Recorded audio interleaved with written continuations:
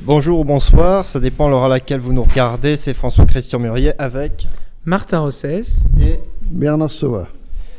Pour les interviews insolites, une énième édition.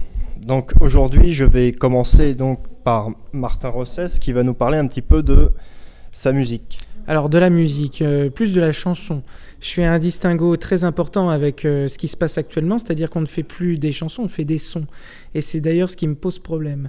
Donc l'objectif, c'était d'essayer de se battre pour ramener une certaine chanson que les médias ont parfois oubliée ou maltraitée et ne pas laisser mourir les chansons. Mais le monsieur qui est à ta gauche va te l'expliquer beaucoup mieux que moi, puisque c'est lui qui m'a appris ça. Moi, j'explique rien. Tu sais, je suis un ancien professeur de mathématiques venu à la chanson avec la chance de faire Le professeur est un rêveur, qui a été un grand succès et qui m'a suivi toute ma vie. Mais je ne me suis pas arrêté là, et ce que je te disais tout à l'heure, c'est que je te souhaite de faire, toi qui aimes la chanson, de faire ta vie en chanson.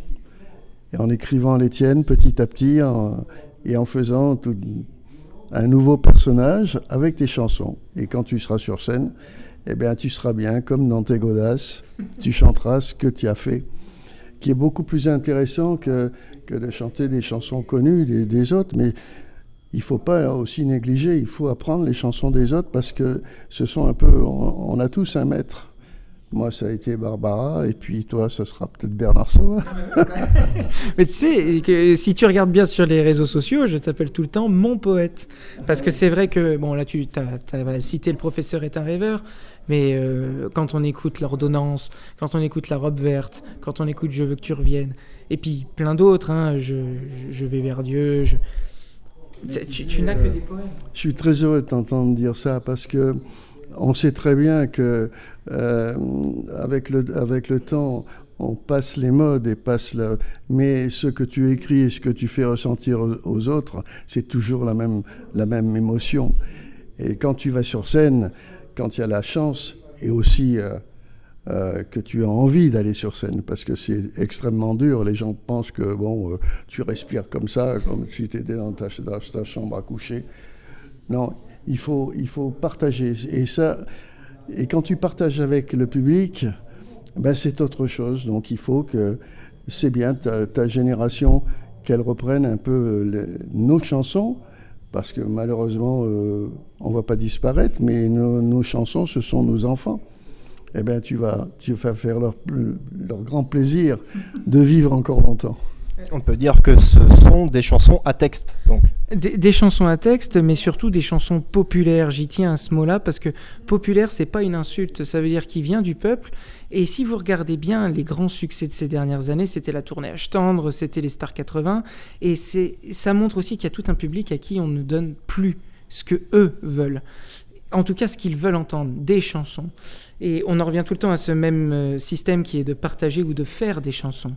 Et finalement, faire une chanson, comme vient si justement de le dire Bernard, c'est on accouche d'un môme, quoi. Et le môme, si toute sa vie vous lui tenez pas la main, alors il peut avoir plusieurs... On a 2 parents, on a des grands-parents, on a voilà. Mais du coup, le fait de reprendre cet univers-là, cette gamme-là d'artistes, ça montre aussi que les chansons ne meurent jamais et que quoi qu'il arrive, le public, c'est eux. C'est pas nous, en fait. Hein. Moi, quand je tends le micro et que je leur dis « Moi, je construis », mais je n'ai plus à chanter pendant 3 minutes. Ils chantent à ma place. Tout comme j'ai une chanson qui a très bien marché, qui s'appelle Mon Esmeralda.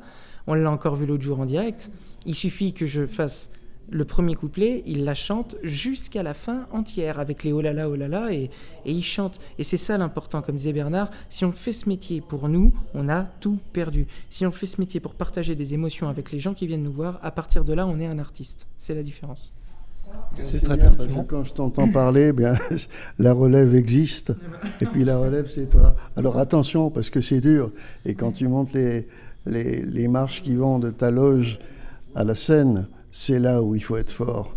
Et les gens s'aperçoivent que c'est quelque chose de physique, chanter. C'est pas, la preuve, c'est que là, on est en train de parler, on n'est pas en train de faire « Oh, alors, comment t'as Martin, tu sais bien ?» C'est pas naturel. Mais chanter et faire chanter les autres, c'est le plus grand plaisir que j'espère tu auras longtemps sur scène. Et donc là, je vais vous poser la question, depuis combien de temps vous faites ça? Après, je vais passer la parole à Bernard. Oh là, beaucoup moins que, que Bernard.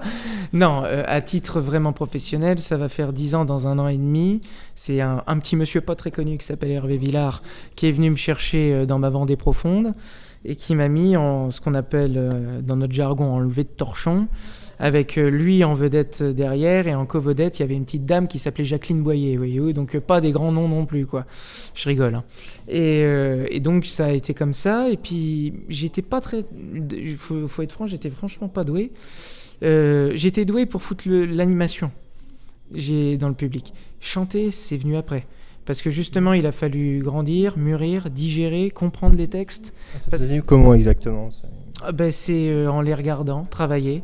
J'ai eu la chance d'apprendre mon métier en regardant des gens comme Marcel Amont, comme Gérard Lenormand, et j'avais Beau monde, ouais. oui, Sheila, même si on s'entend pas sur le plan affectif, mais c'est vrai que j'ai eu ce bonheur d'apprendre mon métier en voyant des gens qui avaient 50 ans de carrière. Parce que finalement, c'est ça aussi la grosse différence, c'est que maintenant, on veut du zapping, on veut du consommable.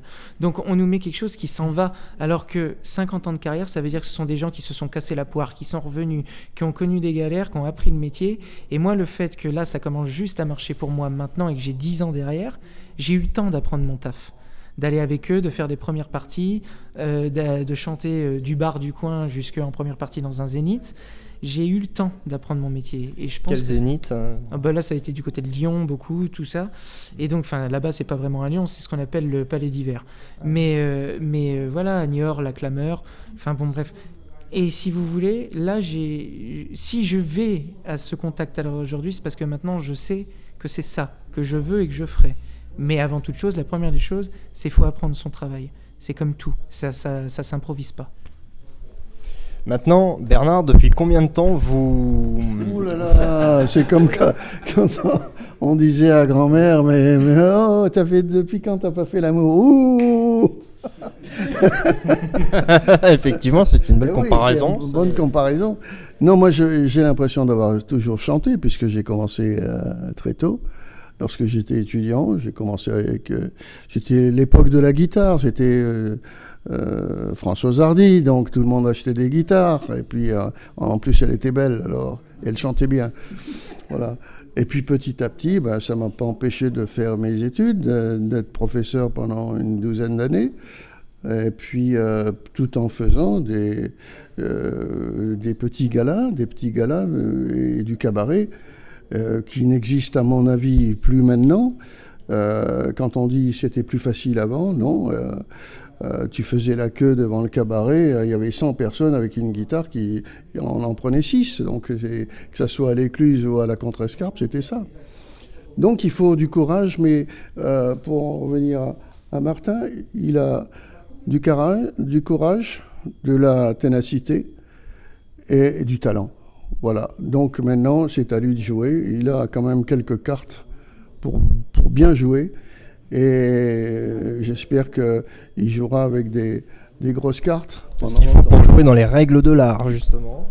C'est ça, mais vous savez, déjà je suis forcément très touché, parce que Bernard et moi, au fil du temps, ça devient une amitié.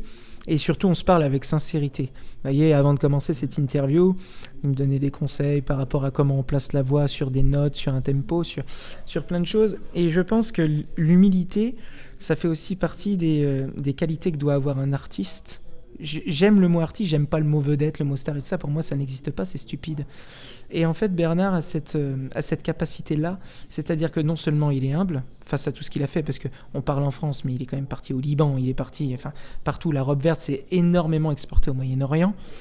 Et c'est important dans un contexte actuel où on dit qu'effectivement les anciens sont aigris et tout ça. Regardez, moi je débute, et j'ai la chance d'avoir un monsieur comme lui, et je dis bien un monsieur, qui vient me voir et qui me donne des conseils. Et l'autre humilité en face, c'est la réponse. On en revient au partage, c'est-à-dire aux jeunes artistes aussi de dire oui, effectivement, je prends tes conseils. J'ai pas le savoir, toi tu l'as, moi j'ai que la découverte. Partager et non zapper. Exactement. Ouais, Moi, je ne suis pas un professeur de chansons, tu le sais.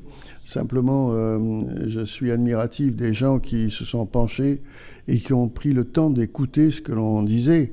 On ne faisait pas des chansons pour faire des ritournelles que tout le monde chante, mais j'ai fait aussi bien pour le peintre en bâtiment qui siffle sur son échelle que pour les enfants qui ont besoin de sensations, d'amour. J'ai fait des chansons de la vie, mais pas simplement la mienne. Quand je chante Monsieur Clément, c'est des millions d'hommes qui vont prendre le train le matin quand ils marchent, parce qu'ils ne marchent pas tout le temps. Quand ils ne marchent pas, ils marchent à pied. Et un petit mot pour terminer cette interview. Je suis content d'être là ce soir pour écouter Martin. Et c'est pas le mot qu'il faut dire, supporter, mais encouragement simplement dans les yeux, dans les applaudissements aussi, et surtout faire ensuite une autocritique de peut-être ce qui marche moins bien et pourquoi ça marche moins bien, et surtout qu'il soit lui-même. Et ce soir, je suis certain qu'il sera bien. Un petit mot pour... Mais qu'est-ce que vous voulez que je rajoute derrière ça? J'ai presque envie de vous dire rendez-vous à tout à l'heure et que on va chanter des chansons. Voilà. Et est-ce que je pourrais passer un petit extrait dans l'interview? Bien sûr, avec plaisir. Voilà. Donc c'était les interviews insolites avec Martin Rossès et Bernard Sauvat. Bonne soirée, bonne journée, ça dépend à l'heure à laquelle vous nous regardez.